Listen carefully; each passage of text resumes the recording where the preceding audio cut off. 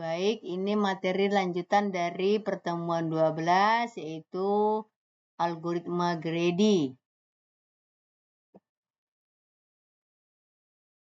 Jadi sudah kita bahas masalah filosofi dari algoritma greedy, yaitu membuat pilihan optimal secara lokal pada setiap langkah dengan harapan mencapai solusi ya. Baru prinsip pengambilan keputusan.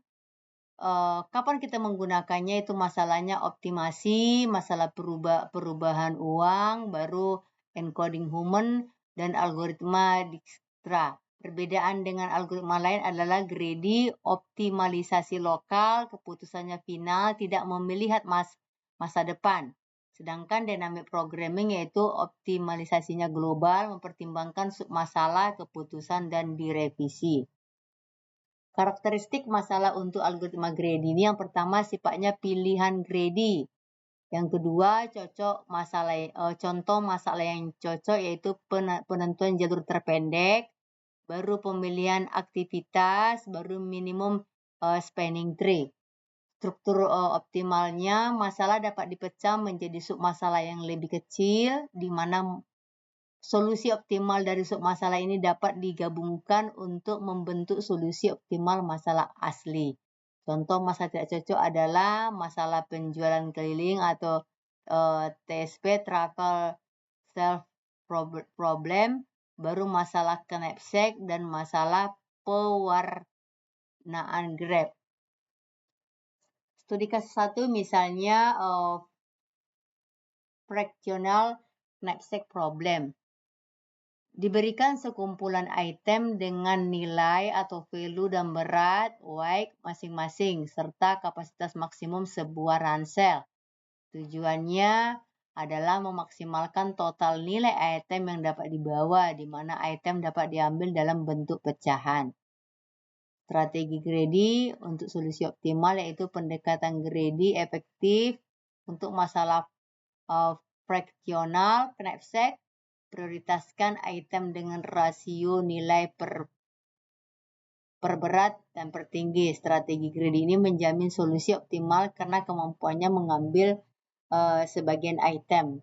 Langkah-langkah implementasinya yaitu hitung rasio nilai, urutkan item dalam urutan menurun berdasarkan rasio ini, iterasi melalui item yang diperlukan, ambil seluruh item jika kapasitas ransel mencukupi, jika tidak ambil sebagian item yang untuk mengisi sisa dari kapasitas. Jadi kalau kita lihat di sini, misalnya ini item A,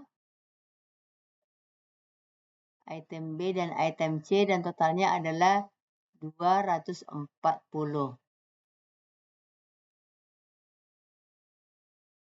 Ini yang human coding, yaitu kompresi data tanpa kehilangan, menghemat ruang penyimpanan, mempercepat transmisi data. Prinsip greedy-nya yaitu pilih 2 simpul frekuensi terendah, gabungkan menjadi simpul induk baru, ulangi hingga terbentuk pohon tunggal. Proses encode-decode-nya yaitu bangun pohon human dari frekuensi, baru petakan karakter dan kode biner, baru encodekan. Ini studi kasus 3 yaitu menggunakan spanning tree. Analisis kompleksitas waktu. Faktor penentu kompleksitas yaitu kecepatan eksekusi, penggunaan memori, skala data input, jenis operasi dasar. Greedy umumnya efisiensi waktu. Kelebihan utama algoritma greedy adalah efisiensi waktu, seringkali berorde big O n log n atau big O yang ke n untuk masalah tertentu. Kompleksitas algoritma greedy spesifik yaitu factorial knapsack, yaitu kompleksitas waktunya big O n log n, sedangkan human coding yaitu big O n log n sama aja. Baru Prim's algorithm yaitu big O e log v atau big O e tambah v log e. Sedangkan Kruskal algoritmanya adalah big O e log e atau big O e log v. Implikasi efisiensinya yaitu kinerja optimal untuk data besar, sering lebih efisien daripada snack, baru tidak selalu mengambil solusi yang terbaik.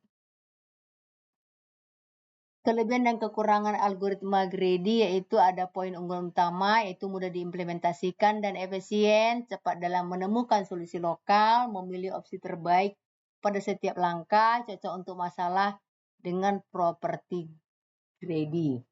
Keterbatasannya tidak selalu menghasilkan solusi global yang optimal, tidak mempertimbangkan konsekuensi jangka panjang, solusi yang dihasilkan mendekati yang terbaik, tidak dapat mekanisme backtracking.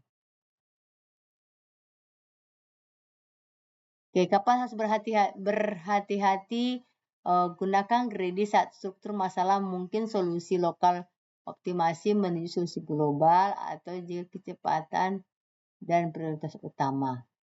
Perbandingkan dengan pendekatan lain yaitu greedy lebih cepat, solusi lokal tidak selalu optimal, lebih lambat, tidak programming yang lebih lambat, solusi global dan dijamin lebih optimal.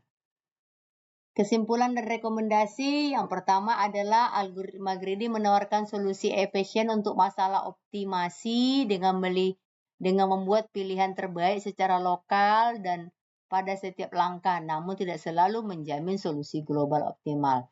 Pentingnya pemahaman konsep yaitu memahami kondisi optimalisasi dan properti substruktur optimal sangat baik untuk di sini dikatakannya memahami kondisi optimasi dan properti substruktur optimal sangat krusial untuk mengidentifikasi kapan algoritma greedy dapat diterapkan. Itu ya. Sarannya apa?